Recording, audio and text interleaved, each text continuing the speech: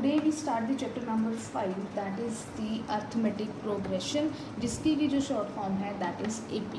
ठीक है ना. So this chapter is quite easy, सिर्फ थोड़ा सा समझने की ज़रूरत है और एक या दो कॉन्सेप्ट्स हैं मेन जो इसमें है हमारे पास, बाकी जो है सेम है. अब हम स्टार्ट करते हैं कि अर्थमेटिक प्रोग्रेशन होता क्या है. First of all from its definition. So अब हम लोग डेली लाइफ में हम लोग देखते हैं कि बहुत सारी ऐसी हमारे पास हम लोग चीज़ें देखते हैं कि जो एक पर्टिकुलर पैटर्न को फॉलो करती हैं. ठीक है ना. जैसे अगर आप देखते हो पाइनएप्पल है, पाइनएप्पल की शेप में जो हमारे पास होते हैं उसमें स्पायरल्स होते हैं, वो पर्टिकुलर क्या है, उनका एक पैटर्न है. ठीक है ना.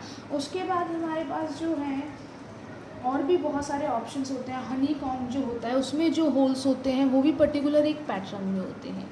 तो जो अर्थमेटिक प्रोग्रेशन है that is also a number series. ठीक है. सीरीज़ ऑफ नंबर्स की मतलब हमारे पास जो है सीरीज़ होती है नंबर्स की, उसे हम लोग बोल देते हैं अर्थमेटिक प्रोग्रेशन, या फिर आप लोग सिंपली फॉर्म में बोल सकते हो दैट इज़ AP. सपोज़ अगर हम कंसिडर करते हैं कि कोई हमारे पास जो है एम्प्लॉय है जिसने अभी ज्वाइन किया है किसी कंपनी में. ठीक है. सपोज़ उसकी जो स्टार्टिंग सैलरी है दैट इज़ फ्रॉम 10,000.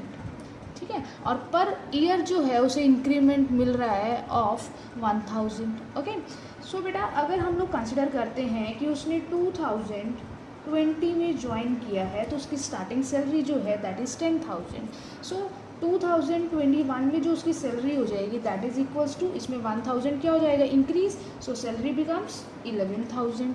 उससे next year that is 2022 his salary is 12,000 and so on. जितने ईयर्स बढ़ते रहेंगे उसकी सैलरी जो है 1,000 रुपीज़ जो है वो इंक्रीज़ हो रही है ना. इसके बाद 12,000 के बाद उसकी नेक्स्ट ईयर हो जाएगी 13,000 एंड सो ऑन. सो अब अगर हम यहाँ से चेक करें कि सबके बीच का जो डिफरेंस है that is equals to 1,000 rupees.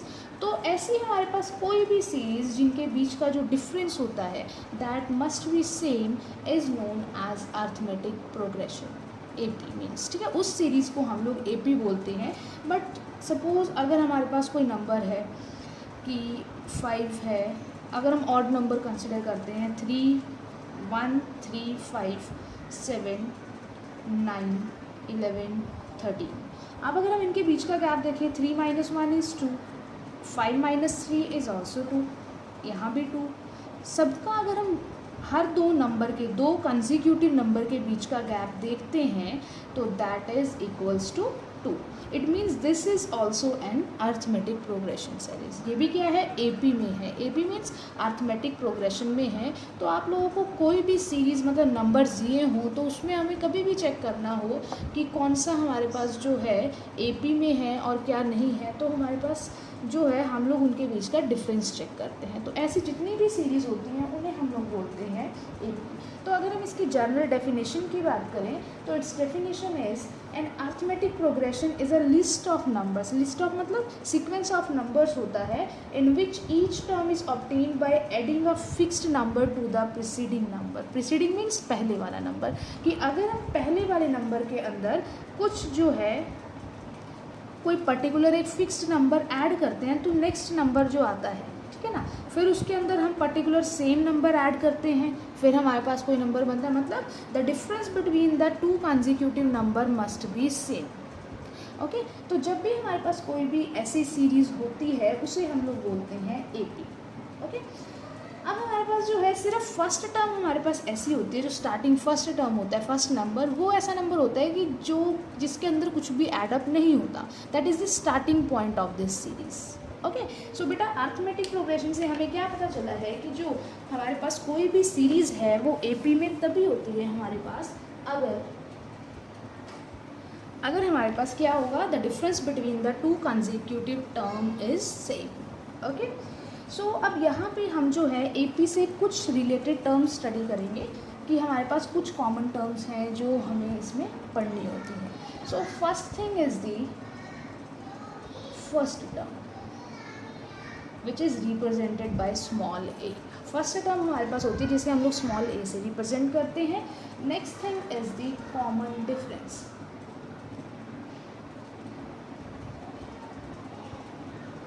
Common difference may be negative, may be positive और may be sometimes its zero, ठीक है ना। ज़ीरो का केस काफ़ी कम होता है, बट इट कैन बी कि हमारे पास जो कॉमन डिफरेंस है वो ज़ीरो भी हो सकता है, प्लस में भी हो सकता है, माइनस में भी हो सकता है, and it can be denoted as D, small D. Okay, so हमारे पास जो एक्सरसाइज 5.1 है that is totally based on these two things only. Formulas हैं हमारे पास दो, हम लोग उन्हें जो है बाद में स्टडी करेंगे जब हमारे पास एक्सरसाइज आएगी। तो in first exercise that is 5.1 there is only two terms, first term and common difference. अब इससे रिलेटेड हम लोग स्टडी करते हैं कि क्या होता है ये। सपोज बेटा हम सिंपल सबसे सीरीज़ कंसिडर कर रहे हैं, the series of natural numbers. Okay, 7। सो जो सबसे फर्स्ट आपके पास नंबर होता है, चाहे कोई भी नंबर हो, that is always known as first term means A. तो ए जो हमारे पास है दिस इज़ 1, और अगर हम इसे नॉर्मली नाम दें तो ये हमारे पास A1 होता है, this is A2, A3, A4, A5, A6, A7। Okay, and now what is about D? Common difference. Common difference between, this is the difference between two consecutive numbers. Common क्यों use किया है? क्योंकि जो difference है हर दो consecutive numbers के बीच में वो same है हर time। आप ये देखो 1 and 2 का difference is 1, 2 and 3 का difference 1, 3 minus 2, 4 minus 3 is also 1, 5 minus 4 is also 1। ठीक है, तो हमेशा हम लोग जो है सक्सीडिंग टर्म में से प्रीसीडिंग टर्म को माइनस करते हैं। ओके, अगर हमें सीरीज़ लिखनी है, सपोज हमें क्वेश्चन में कहा है if A is equals to 1 and D is equals to 1 then find the A P. So बेटा ए पी बनाने के लिए हमें क्या करना है, अभी मैंने आपको ए पी की टर्म जो है डेफिनेशन एक्सप्लेन की है कि जो ए पी हमारे पास है वो कब बनता है कि when we add the same number in the preceding number, कि जब हम पर्टिकुलर एक सेम नंबर को प्रीसीडिंग नंबर्स में ऐड करते रहते हैं तो हमारे पास ए पी फॉर्म होता है। अब ए जो है this is the first term, उसको तो हम सबसे पहले लिखेंगे। After that this is D, तो हमें नेक्स्ट टर्म के लिए क्या करना है, ए के अंदर डी को प्लस करना है, तो 1 + 1 इज़ 2। नेक्स्ट टर्म के लिए 2 + 1 दैट इज़ 3, नेक्स्ट टर्म के लिए 3 + 1 this is 4, next 4 + 1 5 and so on. It means हम एवरी टाइम क्या कर रहे हैं, डी को ऐड कर रहे हैं in this preceding number. Okay, so अगर हम general form of an A P लिखते हैं तो that is equals to A + D, a + 2d, a + 3d and so on. तो this is the general form of an A P, कि जो A P है उसकी जर्नल फॉर्म ये हमारे पास होती है। It means this is the first term A1 and this is the second term A2, this is third term A3 and this is the fourth term A4।